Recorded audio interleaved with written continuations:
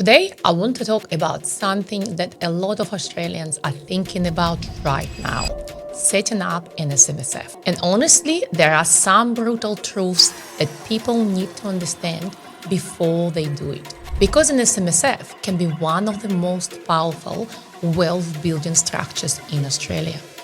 But it can also become a very expensive mistake if it's done for the wrong reasons or without understanding the responsibilities. So today I want to walk you through the 5 brutal truths you absolutely must know before getting an SMSF. Not to scare you, but to help you to do it properly. Let's talk about it. Firstly, an SMSF is not a shortcut to getting rich.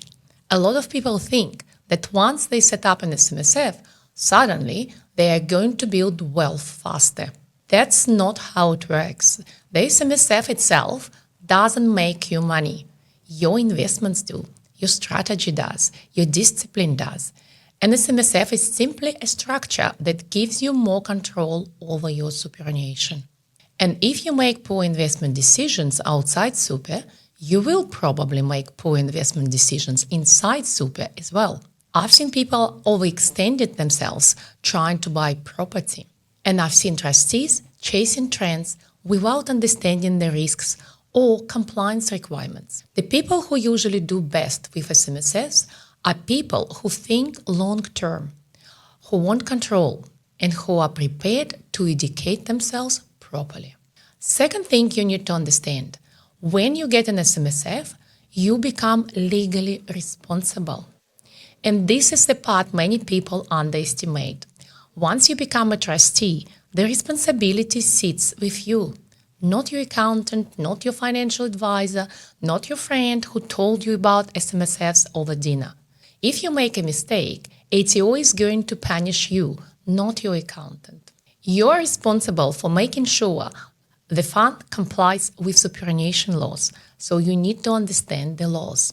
That includes things like keeping the records, formulating and maintaining an investment strategy, making sure contributions are correct, keeping assets separate, and ensuring the fund can pass audit every year and you lodge your tax return on time.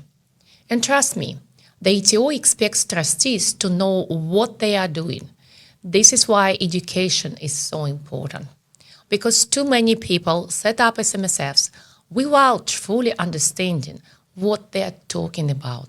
And years later, they discover problems during audit or during a lodgement. Third brutal truth, cheap SMSFs can become very expensive later.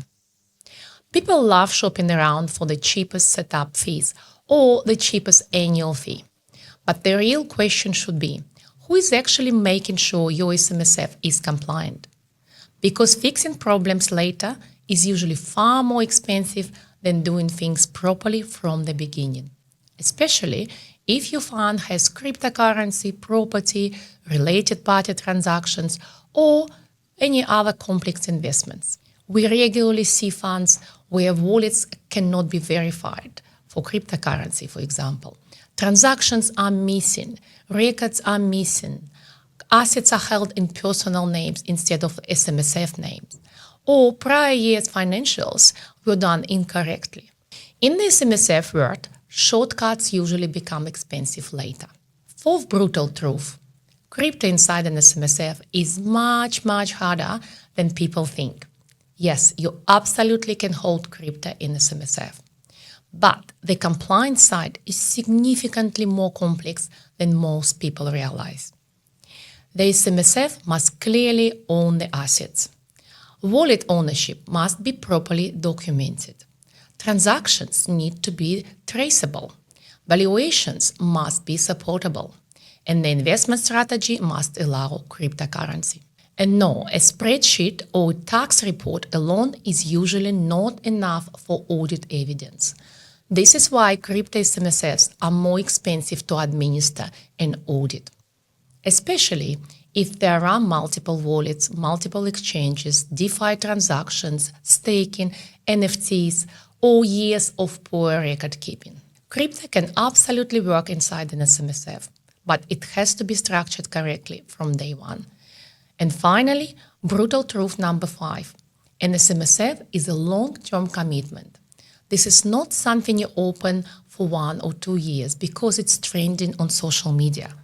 There are setup costs, ongoing compliance obligations, annual audits, tax returns, administration responsibilities, and if you later decide to wind up the fund, that process also takes time, planning, and money.